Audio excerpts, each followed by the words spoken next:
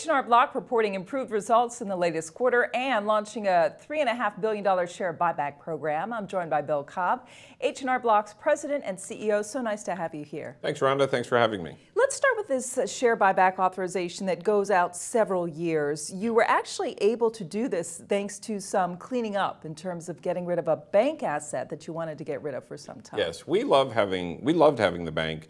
Financial products are an important part of our business. We have a number of financial products to serve our clients beyond our core tax event. But what happened was, frankly, the Dodd-Frank regulations, drove a lot of extra regulation from both the Federal Reserve and the OCC, and our capital was essentially trapped. And what happened was, it took a while for us to get approval. We partnered up with BofI out of the West Coast to do our financial products. We don't have to be a bank. We're a consumer services retail business.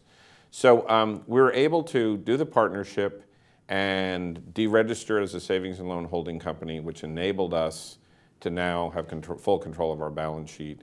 And we had promised investors shortly thereafter the closing, we would come forward with our capital structure plans, and that's what we did with the $3.5 billion authorization. The timeline is 4 tax seasons, essentially, so it's through June of 2019. And we did see your stock pop on that once it was announced. You also, of course, had a decent earnings report, really. Your revenue was up 3%, your loss narrowed. One thing that you reported in your most recent quarter was some currency impact, and I'm wondering if that's carrying over into this current quarter. Yeah, we watched the dollar. International for us is a relatively small percentage of our revenue. It's less than 10%. So the currency impact isn't as strong as it is on a number of other companies.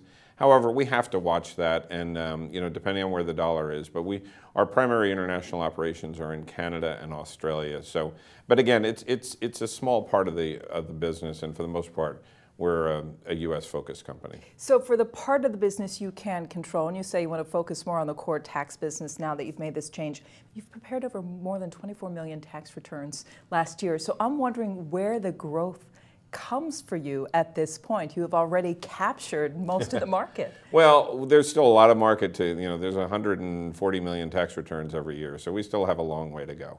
We've had nice growth in Canada, Australia, now even India. We entered India a few years ago. But the primary focus is on our digital business, where we're the #2 player, but we've been growing at or ahead of the #1 competitor. And then the U.S. retail business, that's the mothership for us, and we continue to grow and try to work with our clients and really try to figure out whether it's things that come on, like the Affordable Care Act, that we really need. We think we're the best experts. We've been doing this for 60 years. Our job is to get the maximum refund back. We even coined the phrase in our advertising, it's refund season. That's really the way we approach the tax season. How do we get the most money for the 85+% of our people who get a refund? So your business was the subject of some comments by Donald Trump, who apparently dreams of putting H&R Block out of business, which is what he was saying. But what he was really talking about was tax reform. Now, this is an issue that comes up really almost every political campaign. So I'd like you to address that part of the comment.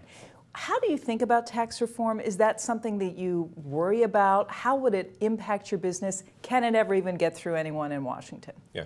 On a couple of levels here. If you go back to the company's founding in 1955, the tax code was pretty simple. Yet people still came to us for help. So I think people are going to come to a place like H&R Block, we happen to be the largest, for help with doing their taxes. It's a once-a-year event, so it is something that people, generally a majority of people want help with.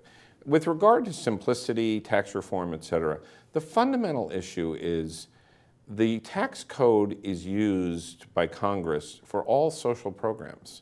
Take the Affordable Care Act. Why is that going through the IRS? Well, to administer these programs, whether that's dependent care, education credits, child care credits, there's the once a year where individuals have to interact with the government. So it's put into the tax code. So the fundamental issue would be what to do about these social programs. How would you administer them if you went outside the tax code? But to date, it's been the one mechanism that Congress has used in order to enact all of these programs. And that's the fundamental issue. It's not about rates, it's not about dependence, it's about all of the elements. And what happens is different parts of Congress enact laws. So funny little tidbit, it's not funny, but there are 5 different definitions of a child within the tax code. And frankly, we're often said, oh, complexity is so good for us.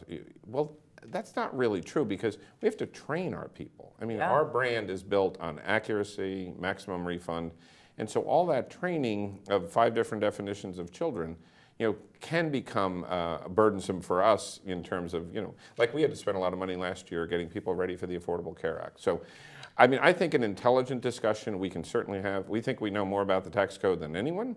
So, we work with Congress all the time on ways to simplify not only elements of the code, but the process. Bill Cobb, great to talk to you. Thanks so much. Thank you. I'm Rhonda Schaffler for The Street.